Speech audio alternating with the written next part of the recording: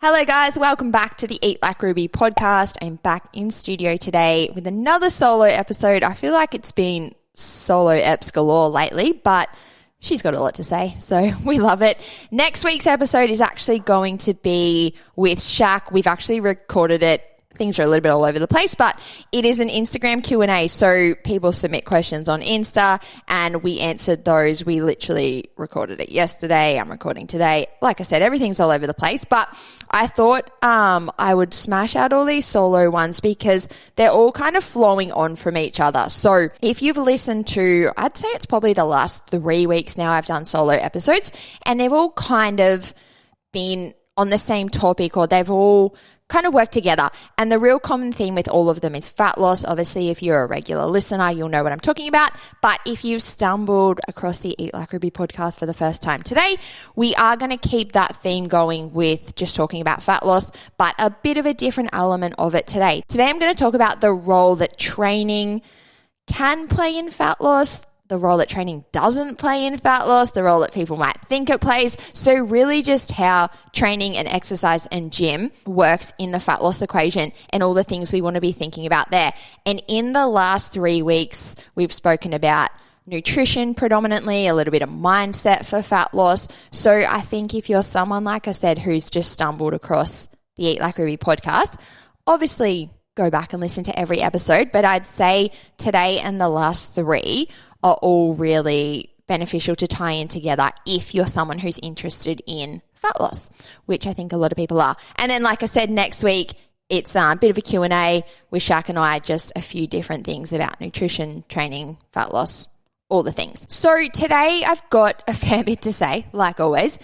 And one of the first things that I want to preface here is I'm going to talk a lot about gyms and probably gym challenges, and I'm probably going to be a little bit honest and harsh and brutal like I can be. And I'll preface it by saying, obviously, not all gyms or not all challenges are the same. I'm a huge fan of gyms. I worked in gyms for a long time. I think they can be a great place, but I think that they can overstep the mark, and I'm going to talk about that a little bit more when it comes to nutrition and fat loss and a few other things. I think gyms are very good for certain aspects and certain things, but then I think they try and edge into other fields that they actually shouldn't and technically can't, and I'm going to talk about that in a second. And that's where I can get a little bit brutal with them. So obviously, if you own a gym, you work at a gym, you love gym or whatever, like always, take what lands and leave what doesn't. Don't just be like, oh my God, Ruby's putting all gyms in boxes, or saying that all gyms are shitty, all challenges are shitty, whatever. I'm absolutely not. Like I said, I haven't been to every gym. I haven't done every challenge. But as a collective, there's some real common themes that we see with these things. And that's what I want to speak about today. And then, like I said, like always, take what lands, leave what doesn't. Really think what applies to you, your gym, your challenge, the things that you're doing. You're going to know if I say something and it's like water off a duck's back and you're like, oh, well, my gym doesn't do that, or I don't do that, my challenge doesn't do that, or whatever, then you don't have to worry about it. But if something clocks and you're like, oh, yeah, shit, attacked, that's what we want to look at. So practice a bit of discernment there and we'll see where we go. But like I was just saying, there are actually a lot of things that gyms technically cannot do, and they actually still do them. And I really disagree with this, to be honest with you. So one thing I want to say is, legally in Australia, a personal trainer cannot give out a meal plan or macronutrient targets unless they have additional nutrition qualifications. So often we see PTs giving out meal plans or giving clients macro targets, as in eat this much protein, eat this much carbs, whatever. If that trainer or the gym, the manager, the staff, whoever it is that's handing it out, doesn't legally have a nutrition qualification that gets them registration and insurance and all the things that you need to actually call yourself a nutritionist and, like I said, be insured and be covered to do those things, legally you're not supposed to do them. And obviously most personal trainers just know a lot about nutrition because it's just a genuine interest. If you're into training, you're usually into nutrition. They've often then done a lot of work on their own nutrition. They know what works for them. They've done a lot of personal research or whatever. So absolutely, they probably feel like they can hand out advice, but legally and technically they cannot. And I think that that's one thing to be mindful of. And it's obviously up to the individual to decide where they want to put their money and what they want to invest in. We could have the best personal trainer in the world. They could have the most knowledge about nutrition. So you might decide, yeah, I actually don't care if technically they're qualified or not. I trust this person. I trust their advice. The issue that I see there is a lot of, and like I said, I don't want to put people in boxes and assume that everyone is the same, but just based on my experience, what I've seen a lot of is young personal trainers who don't have a lot of things to think about in their life in terms of family, work, kids, husbands, and especially young personal trainers who might not understand things like changes in the female body, the cycle, menopause, childbirth, all of these things. Handing out nutrition and training advice that's very simplified and very easy to follow when you're an 18-year-old that lives at home and has never had a period because you're a male. So I don't want to just single them out. Like I said, some of them might be fantastic, but I've seen this a lot where a lot of young trainers will hand out advice like, just eat this many carbs or just follow this meal plan. And that advice is not practical for a lot of people that do have a lot of those factors I just said, but it's also not factoring in all of the health implications that can come up for, like I said, women with hormones, cycles, childbirth, menopause. There's so many things that we study when we study nutrition that personal trainers have not studied. And like I said, because they've done a lot with their own nutrition and they've probably had a lot of success with that, they can kind of think like, oh, it's just as simple as, make sure you eat enough protein. And while that can be great and that can be great advice, it still might not be the right advice for someone who's in quite a different situation to them. And when we study personal training, so when we study fitness, we do study a little bit of like healthy eating, but honestly, it really is just that. It's like a balanced diet, and it's no different to the healthy eating that we all learn in fucking grade 3 from, what was that thing called? The Life Education van? Did you have that? That just like fully came into my head. No way. So literally, what was the thing? Remember it had the giraffe? Harold the giraffe? Yes. Yeah. Oh my God. Okay, yes. So honestly, guys, personal trainers that have not gone on to study nutrition, they only know as much as Harold the giraffe. And Harold probably knew a bit, so it's not the end of the world, but they don't actually have the qualifications. No, so that is true. Like, in all seriousness though, when we study personal training, we do just study like a balanced eating, healthy eating. We don't study at all like calorie requirements, calorie intakes, certain macronutrient intakes. It's very much like your healthy eating pyramid, like balanced day on a plate kind of stuff, which can be a great starting point, but most personal trainers aren't handing out that advice. They're then going off and writing meal plans and, like I said, giving out specific targets, which they have not studied. So that's just really important to be mindful of. And I feel like it can be a bit of a dig on the people that have studied. Like, if you've gone off and studied, like myself, for years, and then someone studies the healthy eating pyramid, same as Harold the giraffe, and here they are handing out the same shit you do. Like, I think that can be annoying for the people that have done the work. But I also think, like I said, coming back to a client or an individual, if you're putting not only your money into something, but also your health and your hopes. And what I mean by that is, like, when someone's telling you what to do with your nutrition, you're putting your health somewhat in their hands. And if you're someone who's not in a happy place with your nutrition or your body composition, you're also putting your hope in their hands. You're like, oh, I've found this trainer, I found this thing, I'm getting a meal plan, and you're starting to get your hopes up that you're going to get away from that negative position that you feel like you're in. If that person hasn't really studied and doesn't know how to do that for you, I think that's a massive disservice. And I think that's where trainers really need to own up and say, like, hang on a second, just because I know how much protein to eat and I can stick to a meal plan, am I actually confident managing someone's health and their hopes and taking their money for it? And I think I've probably spoken about this in different ways on the pod before, but I'm getting deja vu. But I think it's just important to know all those things. And a really common thing we can see here then is, especially when gyms tend to run their challenges, quite often they'll do like an intro session or a getting started session. And one thing I've seen lately is this kind of intro day one session tends to be like a lesson in MyFitnessPal. And I've really been thinking about this because I think this is so interesting. If you've been in Eat Like Ruby, or I'd say most coaches and clients and people listening, we've probably all dabbled in MyFitnessPal. We absolutely use MyFitnessPal and Eat Like Ruby, so I'm not against that. In Eat Like Ruby, I teach energy balance, calorie requirements, nutrition requirements, food quality, when we want to diet, when we don't want to diet, when we want to eat less, when we want to eat more, how to then navigate that personally with our mentality, so many things. And MyFitnessPal, like how to use MyFitnessPal, is almost then just like a byproduct thing that we learn to do all of that stuff that I just mentioned. Usually in a gym challenge, it's the other way around. It's like, here's how to use MyFitnessPal, but you haven't been taught, well, why am I using MyFitnessPal? Like, why am I tracking a certain amount of calories? Why am I eating that many calories? Why does she eat this much and I eat this much? Or why are we all fucking eating the same? Which is something I'm going to come back to. And it's almost like it begins and ends with this half hour or this hour lesson on how to use MyFitnessPal, but you haven't been taught, how do I carry what I'm doing in MyFitnessPal into my everyday life?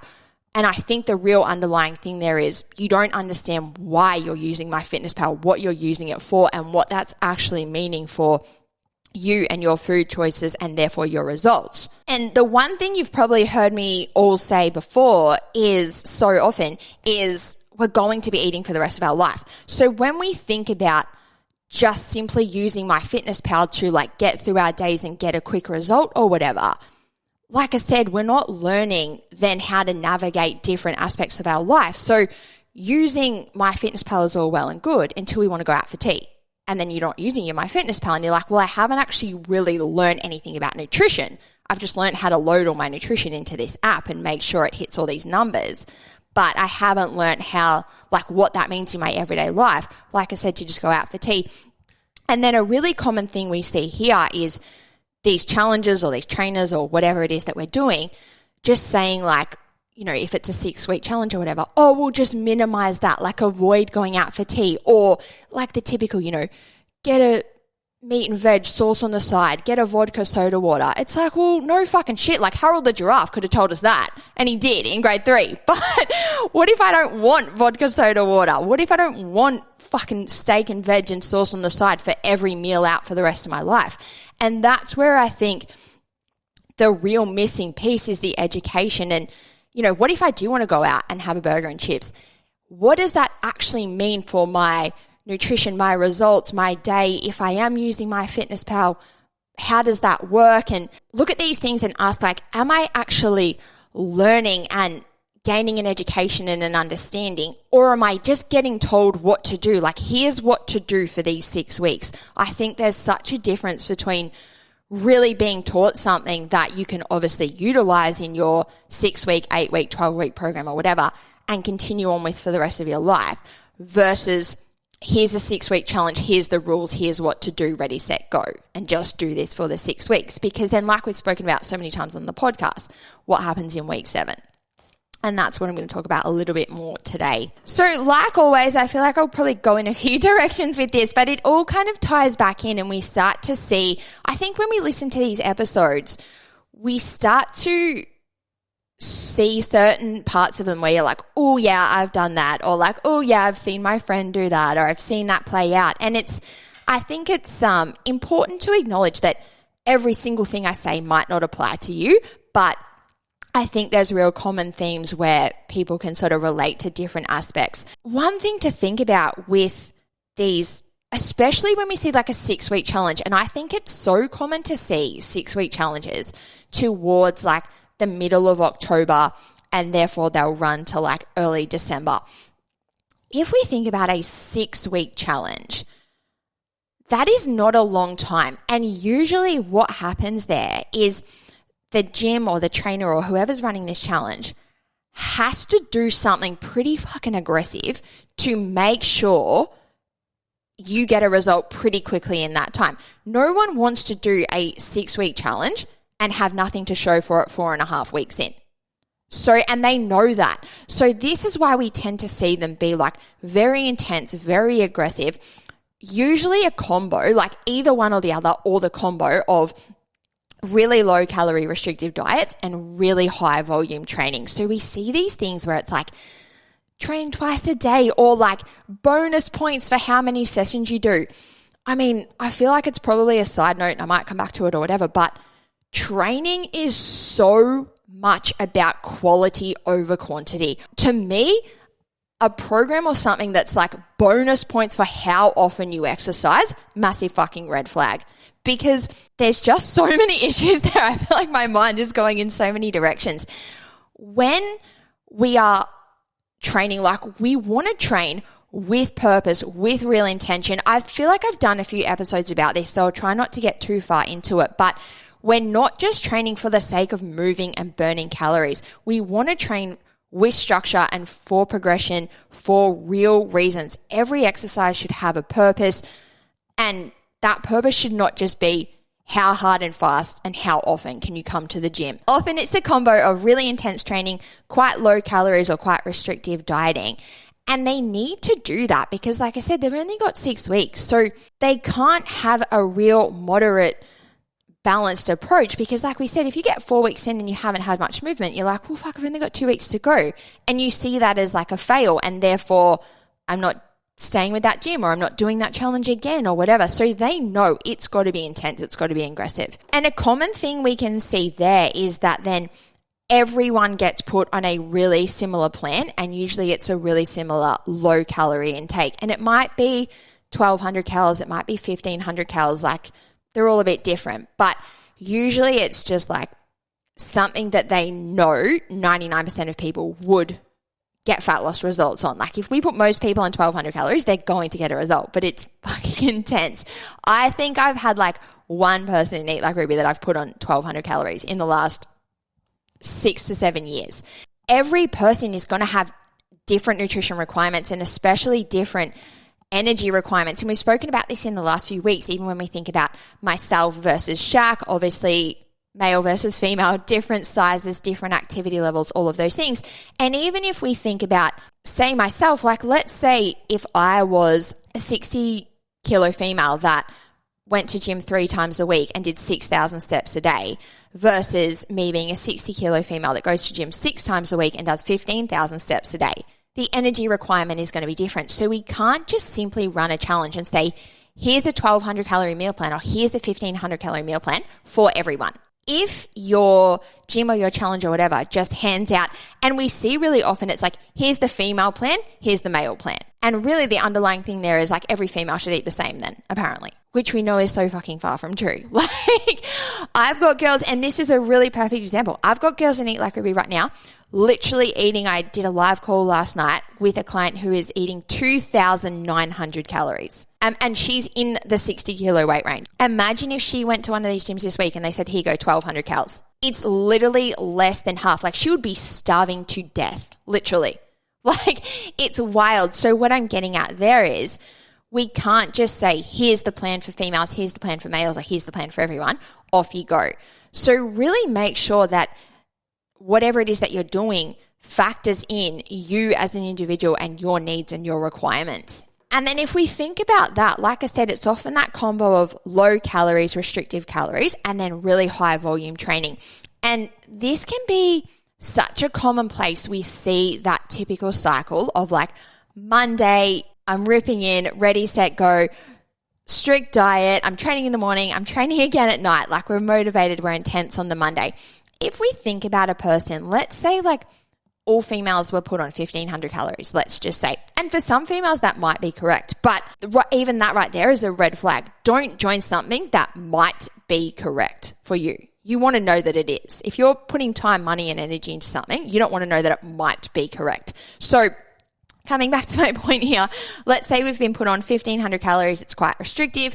You're like, bonus points if you come to the gym twice today. So you go in the morning, you go at night. By the time you get home, you're cooked, you're hungry, you're exhausted, like it's been full on. And then you're like, Tuesday morning, off I go again, double sesh, restrictive diet. This tends to be such a commonplace where we see as the week goes on and as the days go on, the hunger kicks in, the exhaustion kicks in, we're moody, we're irritable, we're over it, like we've got cravings, but we're also just fucking tired, like it's actually kicking our ass. This can go in so many negative ways where at some point these double sessions, you're just going to be like, I'm not fucking going. I'm not going. And usually it's probably around like Thursday morning, Thursday night, maybe Friday morning. You just have like been smashing yourself literally all week and you just hit a point where you're like, nah, I'm not going. And you'll find any excuse not to go. And what can happen so often here is like, let's say you've been going through that cycle and you get to Thursday and you're sitting at work on Thursday and you're like, I'm so like physically, mentally and emotionally, I'm just hungry, I'm tired, I'm exhausted. And it's like 3 days in. And then, you know, like I should be going back tonight and getting my double points for my second sesh and whatever. And then someone comes along at work and they're like, do you want to go out for tea? You're probably just going to be like, fuck, yes, I do. Yes, I do. The thought of a chicken parma right now versus those shitty meals I've been having all week or the fuck all food I've been having all week. And this is where we see, like we've spoken about this cycle so much on the podcast, but that's a really good example of a person just physically actually being so hungry, wanting the food and wanting the energy, like you're exhausted. And so that can be one way that it plays out. Like you're in a 6-week challenge, yet towards the back end of every one of those 6 weeks, you're just like, fuck, I can't keep this up. And then we tend to see maybe a shitty weekend. Okay, nope, fuck it, week 2, I'm going again. We go through that cycle again. Nope, shit, week 3, there's only 4 weeks to go. And it can just create that really shitty cycle. Even if we don't get into that cycle, if you tough it out, like you're doing these high intensity sessions and you're not eating much or whatever, and you really tough it out and you stick with it, this just comes back to so many things that we've spoken about on the podcast before, where let's say you do this 6-week thing from middle of October and you come out at the start of December. Like I said before, your air quote lesson was on how to use MyFitnessPal.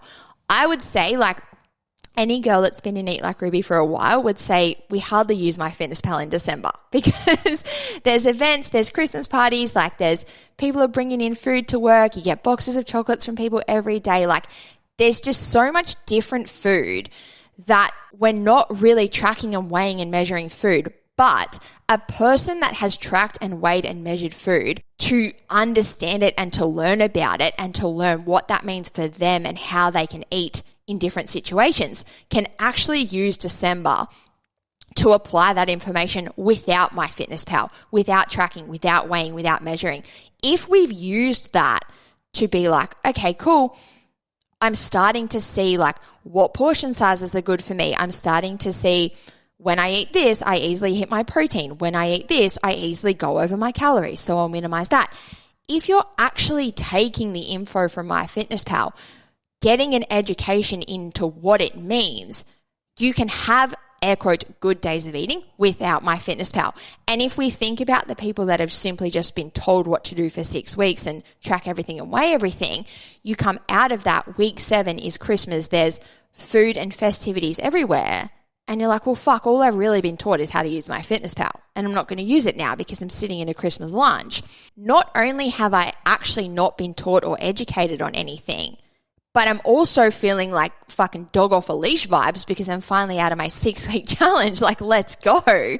So it's such a terrible combo to come out of something restrictive without any education or understanding of how to apply moderation or apply true balanced nutrition moving forward. And if we think about like, why are these gyms or these challenges or whatever not educating? It's usually a combo of things. Like we said, sometimes they might actually not have the education or they shouldn't be doing that. But it's usually also the fact that they need to push something aggressive to get a result. So even if we think about coming into like the Eat Like Ruby fat loss phase is starting really soon, right? Usually when someone wants to go into an effective fat loss phase, we would work out their personal calorie requirements and then a 20% deficit on that. And then we teach a person, how do you track your food to actually hit that 20% deficit? And what is it that you're looking for in your day? Like when you're tracking your food, What are you looking for to hit certain targets, include certain foods, minimize certain foods, whatever it is, to therefore have that effective deficit? And then we run with that for a few weeks and we assess, is it working? Is it not? Do we maybe need to push yours a little bit further? Do we need to scale yours back? Are you like super hungry? Are you losing too fast or whatever? And people might think, oh, as if you could lose too fast, first world problems. But there really are so many things we want to look at to have a sustainable, healthy, enjoyable approach to fat loss long term. When we think back to, like I said, these challenges that might be 6 weeks, they don't want to spend a few weeks doing that. They're like, ready, set, go, get a result. This is aggressive. So people are like, fuck yeah, my gym challenge, I lost 10 kilos in 6 weeks. We're only ever really going to do that on something that's very intense and very aggressive. And like we said, we've usually been told, like, don't eat out. If we do eat out, don't eat this, don't eat that. Like, it's very restrictive. But then we find ourselves, like I said, at a Christmas party where, like, you're not ordering a salad when everyone else is literally having a Christmas feast.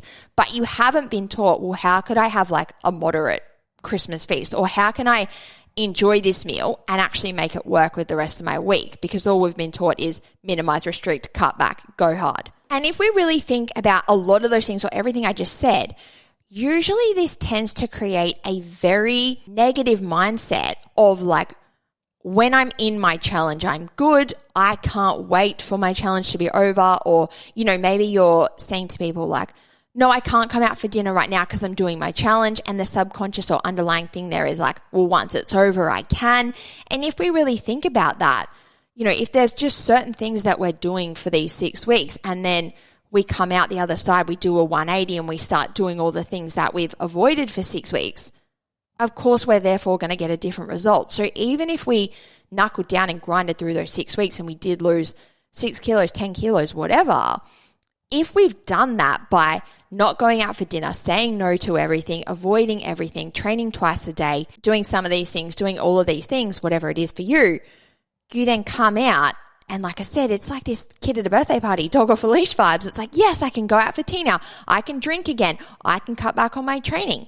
And it's like, well, obviously we're then not going to have the same result that we had when you were doing all those things and cutting out everything. And this is one thing that I absolutely hate. And I actually posted about this last night. And I'm so passionate about this is like, I've never ever referred to anything in Eat Like Ruby as a challenge for this exact reason, because I've seen so often where people are like, oh, my challenge starts in a few weeks, so I'll just go hard and do whatever the fuck I want now and eat everything in sight, you know, before my challenge starts. During said challenge is like restriction, saying no, missing out, miserable, negative, whatever. And then it's almost this like countdown, can't wait till it's over. Usually people are like counting down, can't wait till it's over, like in a positive, they think it's a positive thing. But then when it actually is over and they come out the other side, we very quickly start to lose any result we might have got. And therefore it's actually not positive like we thought it was going to be. It's quite negative. And this can create so many loops where people are then like, oh, well, I need to go back and do another challenge. If you have done something very intense and very restrictive and got a short-term result, and you then come out and start having really different habits and doing all these things that you felt like you were missing out on, and you undo that result, we can tend to form a mindset then of like, well, anytime I want a result, I have to miss out on those things. I have to be miserable. I have to be grinding. I have to be training twice a day. And then over here, anytime I'm eating out, anytime I'm including foods I like, anytime I don't go to gym, I lose results. And it's just so not true. With everything we know about nutrition and training and fat loss and progress, and I think about all the girls that have killed it in Eat Like Ruby, none of them are in this position where they're like, I'm good, I'm bad, I'm on, I'm off. We really need to learn how to eat for every and any situation in our life. And that's not to say that we can just go out for dinner, eat what we want and make it work for us. But if we can go out for dinner and understand how to pick a meal and what that meal might mean. And what I mean there is like, you might go out for dinner and just be like, fuck it, I am having garlic bread and pizza or whatever, but I know how to manage my nutrition for the rest of the week to not be like, oh my God, I had garlic bread and pizza, I've failed, I'm off track, I'm going on a binge, everything's coming undone, I need to go to gym twice a day tomorrow. It's such a different energy when you truly understand what is happening and what certain foods and meals and intakes actually mean for you and your body and your results, you can make such better, like more informed, educated decisions instead of just trying to be good or feeling like you're not being good. And honestly, guys, I feel like I've just realized, like I said, this episode would be about training, and it's not. It's more about gyms and challenges and training facilities, but that's fine because I think everything I've said today ties in so well with those recent episodes, like I said. And I guess the real underlying thing here, if you're someone, I feel like anyone who is in a good place with their nutrition and understands a lot of this stuff is kind of just listening to this episode and nodding and being like, yep, I'm so happy I'm not in this position anymore or whatever. So that's awesome. I love hearing that. If you're somebody who's not feeling that way and maybe you're thinking, yeah, shit, fuck, I have been through a lot of these things and I don't really know where to go from here. And you're like wondering, okay, well, what's actually applicable from this? The thing to think about is there is such a big middle ground when we think about a very intense, restrictive diet, cutting out everything in sight, versus like if the other end of the scale is coming out of that diet, going crazy and eating everything in sight. There is so much room in the middle, and this is where I feel like real flexible dieting and real education come in, because you can sit in the middle for the most part and just have an effective calorie deficit in place to achieve fat loss, but not be so extreme that it makes you miserable. And then equally, you can learn how to include, like, oh, I am going out for dinner. How do I include that? Oh, someone has shown up at work with Christmas treats. How do I include that? And it doesn't have to be, no, I'm over here being good, or shit, fuck, I've gone the other way and I'm over here blowing out. I think if you have only ever really experienced those two things and you're sitting there thinking, yeah, I tend to be one or the other, this is where it's so important to actually learn about that space in the middle. And I guess I will touch a little bit on training before we wrap this up, because obviously we've talked about the gyms and the challenges and all those things. Obviously, I'm a huge advocate of training. Like I said, I'm a big advocate of gyms. I love gyms. But we've spoken about this in a lot of previous episodes and probably quite early on in the podcast. Like I said before, training should very much be structured and purposeful, and every exercise should really have a reason and a purpose for being in our program. And it shouldn't just be, like I said, go to the gym and hit it as hard as you can, as aggressively as you can. The reason that we train, if we think about like lifting weights or doing anything, the reason that we train is to push the body a little bit, not a lot. And that might sound crazy because I think for a lot of people, they think training should be as hard as it can be. Like, I think there's that real mentality of like, I went to the gym, I smashed it, like I felt like I was going to throw up, or I was cooked, I was exhausted or whatever. We actually don't want to train the body to that point too often. That's not really the point of training. The point of training is to go into the gym and push our edges a little bit. Like, let's say, for example, if we're, if we're benching 40 kilos, to then go in and bench 42 or 45 and have the body be like, oh shit, like I was doing 40, now I'm doing 42, 45. That was a little bit harder. I need to get a little bit stronger. I need to get a little bit better. And we've spoken about this before, but that strength and that recovery and everything happens through good nutrition, through good recovery, through good rest.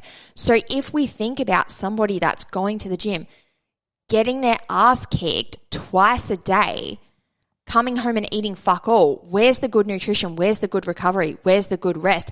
And a really funny thing to think about here, and I do not mean any disrespect, but I feel like everyone could think about this. So often we see people go to these gyms, like these high intensity ass kicking group fitness gyms. I don't want to put people in boxes, because some people will go there and they'll look fab. Some people do nothing and they look fab, like whatever. But so often we see these people that are really getting their ass kicked in a gym, and they think this is awesome because I'm training so hard and I'm training twice a day and all this stuff. But the lack of real progression and recovery, and therefore growth, can tend to just leave people. One of the most common things here is that they look the same. People go to these gyms every week, sometimes, like I said, twice a day for 2 years, and they look like they did on day one. The thing there is that person, usually is just going through a random workout. It's not structured and therefore it's not progressive. So their body's not going through that progressive overload adaptation process.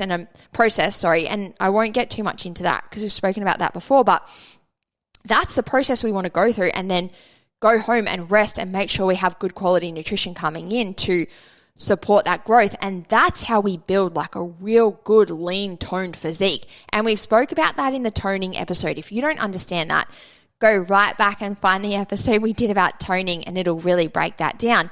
But this is where we can often see people who do go to these classes and just think that they need to smash it as hard as they can every class.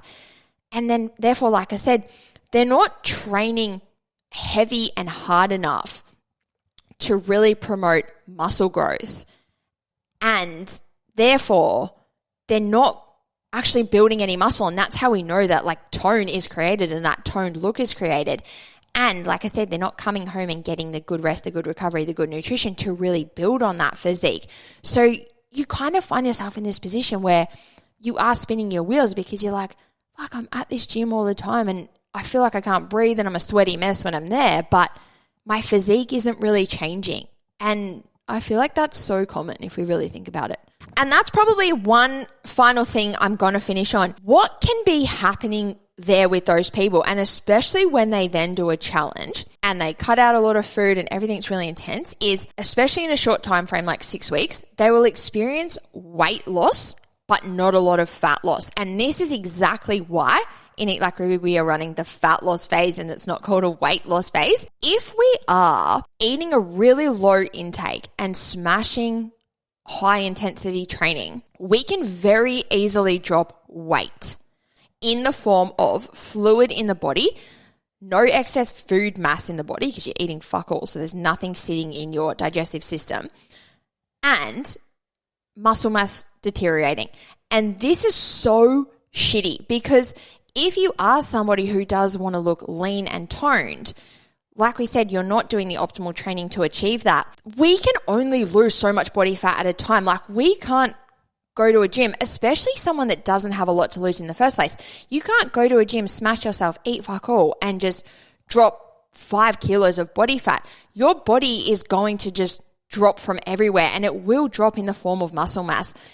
Especially if we don't have good progressive training in place to minimize that happening. So this is why these people can tend to look the same, because they've smashed this challenge, and yes, technically maybe on paper they've lost 4 kilos or 5 kilos or whatever, but they've lost a lot of muscle mass, they've lost a lot of shape. So it's almost like that sort of scrawny, like, yeah, maybe I dropped 4 kilos, but I don't have this wicked banging bod to show for it, because it's almost just, like I said, a bit of a scrawny, like tired physique because we've just smashed it for 6 weeks. Whereas when we can find that moderate deficit and have good quality training in place to support it, we can maintain as much muscle mass as possible during that fat loss phase and optimize what we're losing actually coming from body fat stores as opposed to just dropping weight for the sake of dropping weight. I hope that last little bit made sense.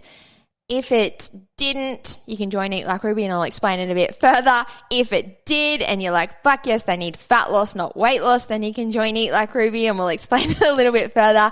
But like always, guys, I just want these episodes to be informative. I want people joining things, whether it is Eat Like Ruby or whether it is a gym challenge or a personal trainer or whatever. I want people joining things knowing what they're doing, why they're doing them, and being able to make an educated decision of like, yes, do I want to do this thing? Do I think it's good quality and it's actually going to support me? Or am I doing it because I'm lost and I'm stressed and I'm desperate and I'm like, shit, fuck, I've got to join something before summer. The more educated and the more informed we can be, the more we can really suss these things out and join the right thing that's actually going to work for you for the 6 weeks or the 8 weeks or the 12 weeks or whatever, but also well beyond that point, because we are going to be eating for the rest of our life. So don't just think about how you're going to eat for 6 weeks. Think about how you are going to eat for that program and for the rest of your life.